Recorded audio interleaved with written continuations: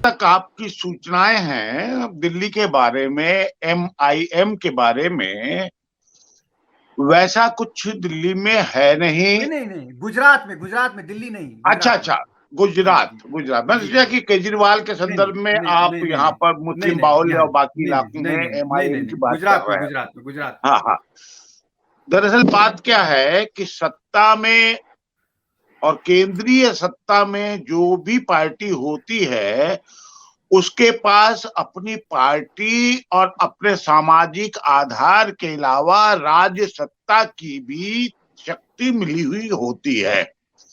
उसे मैनेज करने में बहुत आसानी होती है।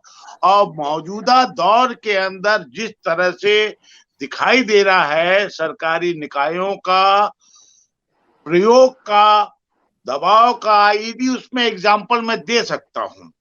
ईडी का हालांकि सीधा नहीं है जो आप बात कह रहे हैं उसमें, लेकिन मैं इशारे में बात कह रहा हूं।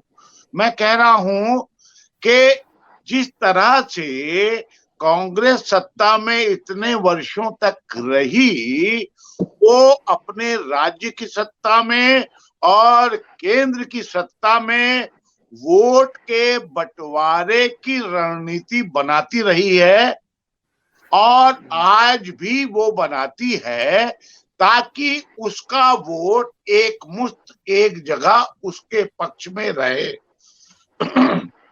एक बात। दूसरी बात है, विपक्ष के मतों को वो बांटने की लगातार कोशिश करती रही। मैं दिल्ली का एक उदाहरण दूंगा कि दिल्ली के अंदर बीजेपी और कांग्रेस ही सत्ता में आती और जाती रही। एक दौर ऐसा भी आया जब मदन लाल खुराना जिस दौर में मुख्यमंत्री बने, उस समय कांग्रेस उस वक्त के जनता दल को, जिसके नेता रामवीर सिंह विधूड़ी हुआ करते थे, उन्हें ठीक से मैनेज नहीं कर पाई। करीब 20-22 सीटों पर मार्जिनल तरीके से कांग्रेस हारी, और करीब 14 सीटों पर कांग्रेस आई। बाकी के ऊपर 8-10 के करीब जनता दल आए, और जनता दल में भी मुस्लिम बाहुल इलाके से 4-5 मुस्लिम एमएलए बने। तो वो बांट नहीं पाई उस दौर में और अपनी रणनीति ठीक नहीं चला पाई, इसलिए बीजेपी सीधे सीधे सत्ता में आई। तो दोनों की सर जमीनें एक हैं दिल्ली में।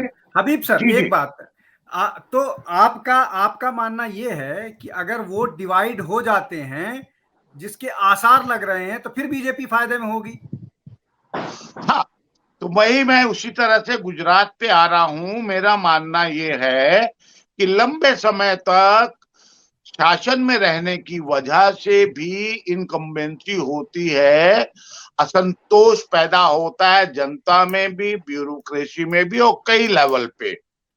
उस अपेक्षाओं की वजह से टूटन होती है, लोग दूर जाना चाहते हैं, जाते हैं।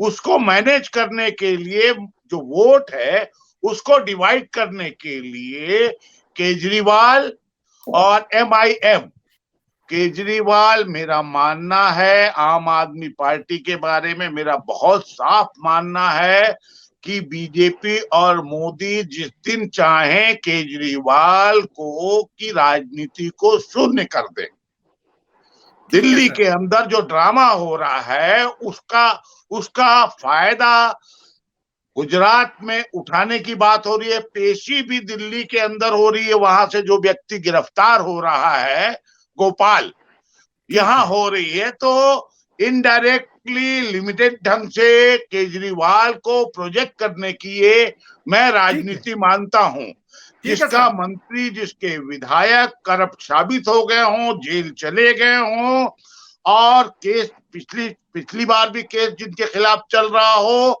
24-22 विधायकों के बिल्कुल खिलाफ, वो हबीब सारे सर, मामले खत्म हो आऊंगा गए। आऊंगा आऊंगा हबीब सर। सुनिए, एक लाइन में जी मुझे पूरी और कर देने दीजिए इसे, जी जी जी इस जरूर। बात को।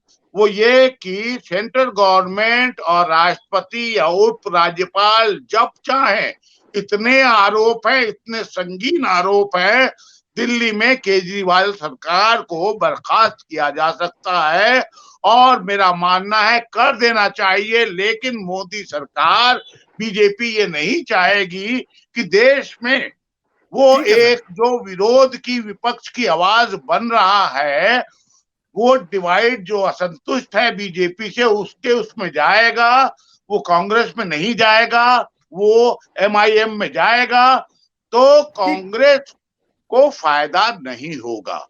अब बोलिए आप क्या बोल रहे थे? जी। और आप हमसे जुड़े रहने के लिए सब्सक्राइब करें YouTube पर, फॉलो करें ट्विटर पर और लाइक करें Facebook पर। और ज्यादा जानकारी के लिए आपको टाइप करना होगा सिर्फ न्यूज़ नशा।